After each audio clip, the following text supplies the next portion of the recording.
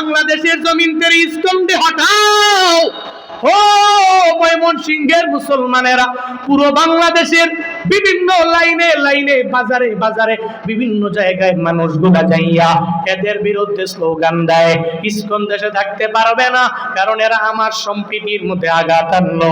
আমরা সুন্দর করে দেশের মধ্যে রাখলাম, কিন্তু আমার মুসলমান বাইরে এরা কিভাবে জবাই করে ফেললো। এই মুসলমানেরা, এরপরেও কি তোমার বিন্দু মাত্র পরিমাণ রক্তক্ষরণ হয় না? এরপরেও কি বান্দা তুমি একটু বুঝবা না তাদের ভিতরে তো বিন্দু মাত্র পরিমাণ আদর্শ নাই? এরা ভালো আদর্শে আদর্শবান হতে পারে নাই। আর আমগো আদর্শ কেমন জানো নি রে বাবা? মায়ার নবী জানায়া দিল, হিন্দু তোমার এলাকায় থাকবে তোমার দরবারে নিরাপদ, খ্রিস্টান তোমার এলাকায় থাকবে নিরাপদ, কোন বৌদ্ধ তোমার এলাকায় থাকবে নিরাপদ। এক কথায় আমার ধর্মের মতো শান্তির ধর্ম এই পৃথিবীর কোন জায়গায় হতে পারে না, ঠিক কিনা?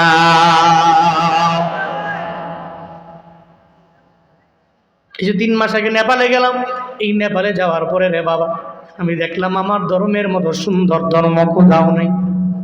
বুঝতে পারি মাঝে মাঝে হিন্দুদের রাজ্যে গেলে, ইন্ডিয়া গেলে, নেপালের মধ্যে গেলে আমার ধর্মের মতো সুন্দর ধর্ম কোথাও খুঁজে পাওয়া যায় না। মুসলমানদের মতো এত সুন্দর আখলাক আচরণ পাওয়া যায় না। এই মুসলমানেরা, আমার মদিনাওয়ালা নবীর আদর্শ মাইনা চলিও, সাবধান, জীবনে লাইনচ্যুত হওয়া যাবে না। আল্লাহ পাক বলেন, নবীর আদর্শের মাঝেই রয়েছে তোমাদের জন্য উত্তম আদর্শ। ওই উত্তম আদর্শ তুমি গ্রহণ করে বান্দা তুমি আগায়া যাও। কেমন আদর্শ মানবা? নবী রাস্তা দিয়ে কেমনে হাঁটলেন ওখানে ফলো করে নাও। নবী যদি ডান দিক দিয়ে হাঁটেন তো তুমিও নবীরে ফলো করে ডান দিকে হাঁটে যাও। নবীর জিন্দেগিতে যেহেতু মিথ্যা বলেন নাই, নবীর আদর্শ মানতে যাইয়া তুমিও মিথ্যা বলবা না। নবীর আদর্শ এমন পাক, আমার মদিনাওয়ালা নবীর আদর্শ এত পরিমাণে সুন্দর, এই সুন্দর আদর্শ দিয়া তোমার সমাজটারে পরিপূর্ণ গঠন করে নাও। আমগো দেশের ইন ফিউচারে যেই সমস্ত লিডারেরা নেতৃত্ব দিয়া দিবে আমার দেশে, ওই লিডারেরাও যদি আমার নবীর আদর্শের মালা গলায় লাগায় নেতামি করে, লিড দেয় যদি, আমার দেশটা সোনায় ভরপুর হয়ে যাবে, ঠিক কিনা? আগে তো নবীর আদর্শের মালা গলায় লাগাইতে পারে নাই, এজন্য এদেশের মানুষগুলো এত পরিশ্রম করলো, এত উপার্জন করে, দিন নাই রাত নাই পরিশ্রম করে প্রবাসীরা এরা কষ্ট করে রেমিটেন্স পাঠাইছে, আর এক একজনে নিজের ব্যক্তিগত ব্যাংকে নিয়ে ঢুকাইছে, ঠিক কিনা? এক একজনের অ্যাকাউন্টে এত পরিমাণে টাকা, পদ্মা ব্রিজ এরকম 40টা করা যাবে, ঠিক কিনা? এরা যদি আমানতদার হয়ে নবীর আদর্শের মালা গলায় লাগায় মনে করতো যে এটা আমানত, আমি খেয়ানত করব না, মনে রাখবেন আমার দেশ কিসের সিঙ্গাপুর, কিসের মালয়েশিয়া, এদেশের মানুষগুলো যেই পরিমাণে পরিশ্রম করতে জানে, প্রত্যেকটা মানুষ ডে লেবার, দিন মজুর, দিনে আনে দিনে খায়, এরপরেও পরিশ্রম করে এদের সোনায় ভরপুর হইতে সময় লাগতো না।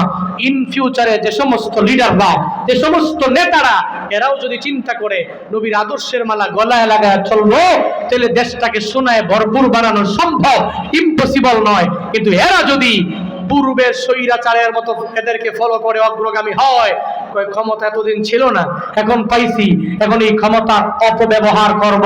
মনে রাখবা, ফেরাউনের ক্ষমতা বেশি দিন নয়, নমরুদের ক্ষমতা বেশি দিন নয়, মুহাম্মদ সাল্লাল্লাহু আলাইহি ওয়াসাল্লামের ক্ষমতা আজও সারা বিশ্বে প্রান্তে প্রান্তে মুসলমানরা ফলো করে। এমন এক নেতৃত্বের আসনে বৈশা আমানতের খেয়ানত না কইরা যদি নবীর মতো নেতা হতে পারো, তোমার মরণের পরে কেউ আলহামদুলিল্লাহ পড়বে না, প্রত্যেকটা মানুষ ইন্না লিল্লাহ পড়বে, চিল্লা কও, ঠিক কিনা? মরণের পরে যদি মনে করো মানুষ আমার মরণের পরে ইন্না লিল্লাহ না কই আলহামদুলিল্লাহ পড়ুক, তাহলে যা মন চায় তাই করো।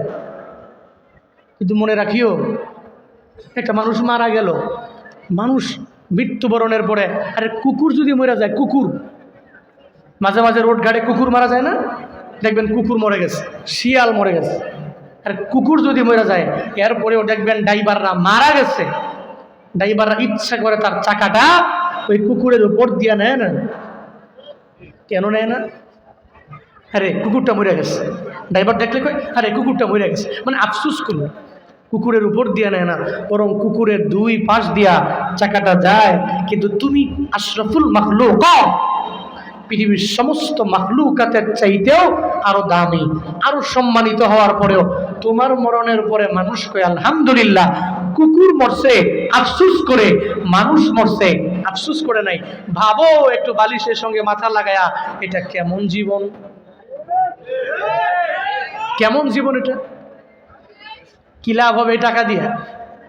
কি লাভ হবে বাড়ি দিয়া? কি লাভ হবে দামি 5-6টা 8টা গাড়ি দিয়া? কি লাভ হবে যদি আমার মরণের পরে মানুষ আলহামদুলিল্লাহ কয়? আল্লাহ জালেম প্রত্যেকটা ব্যক্তিকে এই বুঝ দান করুন, সকলেই পড়ি আমিন। আরো জোরে পড়ে না আমিন। ইন ফিউচারে যে সমস্ত লিডাররা আসবে, আমি রিকোয়েস্ট করছি বাড়াবাড়ি করেন না। আজকেও দেখলাম আস্তে আস্তে একজন বক্তার মাহফিলে আসছে নেতামি করার জন্য। বক্তা সাহেব বয়ান করবে, আপনি আসবেন, আপনি লিডার, বক্তা সাহেব অবশ্যই আপনি এলাকার নেতা, আপনাকে সম্মান করবে। আপনি আসবেন, ডানে বামে চেয়ার যদি থাকে বসবেন, না হয় পিছনে সুন্দর করে নিচে বসে যাবেন। 5 মিনিট বয়ান শোনার পরে বক্তার কাছে একটা ছোট্ট স্লিপ দেওয়া হবে। যদি বক্তা ভালো মনে করেন আপনাকে সময় দিবেন, যদি মনে করেন যে না বয়ানের মাঝে সময় দিলে বয়ানের ব্যাঘাত ঘটবে, তাহলে আপনি সুন্দর করে সালাম দিয়া চলে যাবেন, আর না হয় বক্তার দোয়ার পরে ভাষণ দেওয়ার জন্য আসবেন। এই সমস্ত পার্টি নেতাগুলো এলাকায় যারা আছে, যারা মাহফিলের মাঝামাঝি আইসা বক্তার বয়ান বন্ধ কইরা, বক্তার বয়ান থেকে অফ কইরা তার নিজের বক্তব্যটাকে বেশি প্রায়োরিটি দেয়, এরা কত স্বৈরাচার যারা ছিল, এদেরই চালা চামুন্ডা, এদের অবস্থা এমন পরিমাণ হবে, এমন একটা পরিস্থিতি হবে, একটা সময় হারিকেন দিয়েও খুঁজে পাওয়া যাবে না। কি দেখো ঠিক কিনা? এদেরও হারিকেন দিয়ে খুঁজে পাওয়া যাবে না। আগে যে সমস্ত নেতারা বাধা দিত প্রত্যেকটা মাহফিলে, এদের পাওয়া যায় না। কারণ মাহফিলের ধারে কাছেও নাই। এখন আসছে আরেক দল, ভালো করেন, আপনি নেতৃত্ব দিবেন, আপনি কথা বলবেন, ভালো। কিন্তু আইসা বক্তার বয়ান চলতেছে, আমি দেখি ডাইরেক্ট মাইক নিয়ে বলা শুরু করছে। কি উনি যে একজন ওয়াইজ, উনি এখানে উপদেশ দিচ্ছেন, কথা বলছেন, আপনি ওনার কথাগুলোকে প্রায়োরিটি দেন নাই। আপনার এই বক্তব্যটা এত গুরুত্বপূর্ণ হয়ে গেল। আল্লাহ আমাদের প্রত্যেককে সঠিক বুঝ দান করুক, সকলেই পড়ি আমিন। আরো জোরে পড়ে না আমিন। আপনারা রাগ করতেছেন নাকি? কষ্ট পাচ্ছেন নাকি আপনারা? তাহলে আদর্শ মানব কার? আদর্শ নবীর হুকুম আল্লাহ। হ্যাঁ, ওই যে আদর্শ মানব আল্লাহ, ঠেলা ছুটে কইলিস। আদর্শ মানব কার? নবীর। আল্লাহ পাক জানায়া দিলেন, চলার পথে আমার মায়ার নবীরে আদর্শ বানায়া আগাও। ওই নবীর আদর্শের মালাটা গলার মধ্যে এমন ভাবে লাগায়া দাও যেই নবীর আদর্শে গালি নাই। 7 দিন পর্যন্ত টানা যখন নবীর ঘরের মধ্যে খাবার নাই, চুলার মধ্যে আগুন জ্বলে না,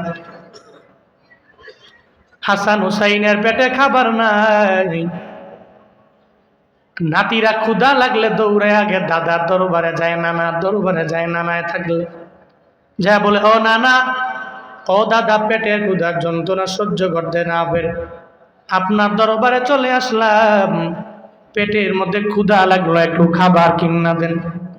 হাসান হুসাইনের নবী মোহাব্বত করেন, দৌড়া যখন নবীর দরবারে আসলেন, আইসা নবীরে জানায় দিলেন, নানা আমার পেটের মধ্যে খাবার নাই, একটু খাবার দিয়া দাও। সঙ্গে সঙ্গে আমার মায়ার নবী জানায়া দেয়, ও হাসান হুসাইন, তোমাদের পেটের মধ্যে আমি কেমনে খাবার দিব, আমার পেটেই তো খাবার নেই।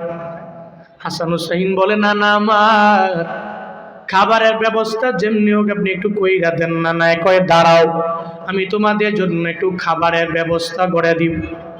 নবী চিন্তা ভাবনা করলেন, একটা ইহুদির বাড়িতে আমার কাজের জন্য যাওয়া লাগবে, ইহুদির বাড়িতে কাজ করব, এর উপরে আমি ওখান থেকে খাবার আইনা হাসান হুসাইনদের দিয়ে দিব, এর উপরে এদের মনের আশা পূরণ করে দিব, ক্ষুধা নিবারণ হয়ে যাব।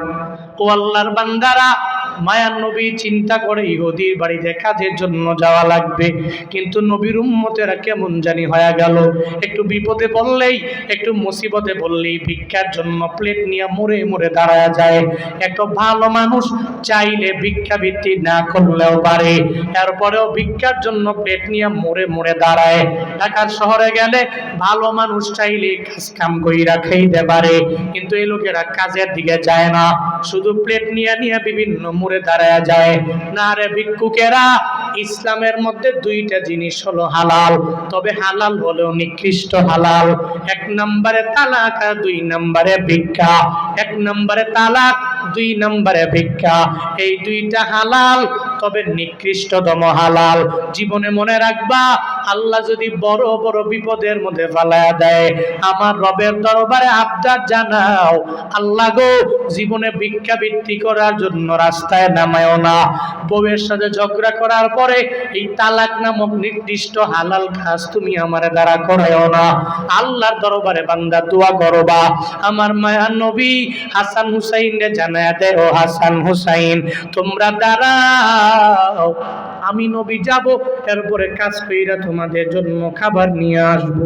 মায়ার নবী রওনা হয়ে গেল ইহুদির বাড়িতে যাইয়া। এবার ইহুদির বাড়ির সামনে গিয়া ইহুদিরে ডাক দেয়, হ্যাঁ ইহুদি বাড়ি আসনি? বলে আসি। বলে কে আপনি? বলে আমার পরিচয় আমি দিব না, একটু তুমি বাড়ির বাইরে আসো। ইহুদি বাড়ির বাইরে আসলেন, আইসা দেখে মদিনাওয়ালা নবীরে দেখলেন, কিন্তু নবীরে চিনেও না, নবীরে জানেও না। আমার নবীর চেহারা মোবারক এত সুন্দর, যেই সুন্দর চেহারার প্রতি প্রেমে পড়ে গেলেন। প্রেমে পইরা এত সুন্দর মানুষ আমার বাড়িতে কাজের জন্য কেন আসলা? দেখলে তোর মনে হয় একটা বড় ভালো বংশের ছেলে তুমি, কিন্তু আমার বাড়িতে কাজের জন্য কেন আসলা? ওই কেন আসলাম তোমারে বলবো না, ওই আগে পরিচয় দাও। মায়ার নবী বলে আমি পরিচয় দিব না, আগে বলো না তোমার বাড়িতে কাজ আছে না নাই? যদি কাজ থাকে তাহলে তোমার বাড়িতে আমি কাজের জন্য লেগে যাব, এরপরে ওই কাজের উপর ডৌকন তুমি আমারে দিলে আমি চলে যাব। মায়ার নবী এটা বলে, ইহুদি জানায়া দেয়, এই যুবক তোমার জন্য একটা কাজ আমার বাড়িতে আছে। ওই কূপ থেকে পানি উঠাইবা, এক বালতি পানি উঠাইলে তোমারে 3টা খেজুর দেওয়া হবে। যদি 2 বালতি উঠাইতে পারো তাহলে 6টা খেজুর দেওয়া হবে। ধারাবাহিক ভাবে যদি তুমি বালতিগুলো উঠায় পানি যদি দিতে পারো তাহলে তোমারে খেজুর দেওয়া হবে প্রত্যেক বালতির বিনিময়ে 3টা। মায়ার নবী বলে দেয়, ও ইহুদি বালতি আমার হাতে দাও, আমি খুব বরাবর যায় তোমারে বালতি দিয়া পানি উঠায় দিব। মায়ার নবী বলার পরে বালতি যখন দিয়া দেয়, যখন রহমাতুল লিল আলামিন বালতি নিয়ে খুব বরাবর যায়, 1 বালতি পানি ওঠায়, 2 বালতি পানি ওঠায়, 3 বালতি পানি ওঠায়, এভাবে ধারাবাহিক 8 বালতি পানি ওঠানোর পরে 9 নাম্বার বালতিটা যখন রহমাতুল লিল আলামিন খুব বরাবর সারতে দেরি, সঙ্গে সঙ্গে ওই কূপের মধ্যে বালতিটা পড়ে গেল রশি সিরিয়া। ইহুদি দেখার পরে মদিনাওয়ালা নবীর প্রতি রাগান্বিত হইয়া যখন নবীর দরবারে আসে, আয়েশা বলে, এই যুবক তুমি ইচ্ছা করে কেন বালতিটা কূপের মধ্যে ফালাইয়া দিল? নবী কয়, না রে আমি ইচ্ছা করে বালতিটা ফালাই নাই। কয়, না তুমি ইচ্ছা করে আমার ক্ষতি করার জন্য আমার বাড়িতে আসলা। নবী আর পরে বলেন, না ইচ্ছা করে আমি বালতি ফালাই নাই, তোমার ক্ষতি করার জন্য তোমার বাড়ির মধ্যে আসি নাই। ইহুদি বারবার বলে, এই যুবক তুমি আমার বালতি ফালাইয়া দিছো। নবী জানায় দেয় আমি ফালাই নাই। একটা পর্যায়ে যাইয়া নবীর প্রতি রাগান্বিত হয়ে যায়, ক্রোধান্বিত হয়ে যায়, সঙ্গে সঙ্গে আমার মায়া নবীর গাল মুবারকের মধ্যে ইহুদি জুড়ে একটা থাপ্পড় লাগায় দেয়। নবীর থাপ্পড় মারার পরে নবী সঙ্গে সঙ্গে ইহুদিরে বলে, রে ইহুদি আমার গালে থাপ্পড় মারলা, তুমি আমার রাগান্বিত হইয়া ক্রোধান্বিত হইয়া এই যে থাপ্পড় মারলা, আমার গালের মধ্যে গোস্ত নাই, খানার অভাবে ক্ষুধার যন্ত্রণায় গোস্ত গুলা শুকাইয়া আমার পরিপূর্ণভাবে হাড্ডি পর্যন্ত বের হয়ে গেল। তুমি আমার হাড্ডিতে থাপ্পড় মারার পরে হাতে ব্যথা পাইছো নি আমারে জানা।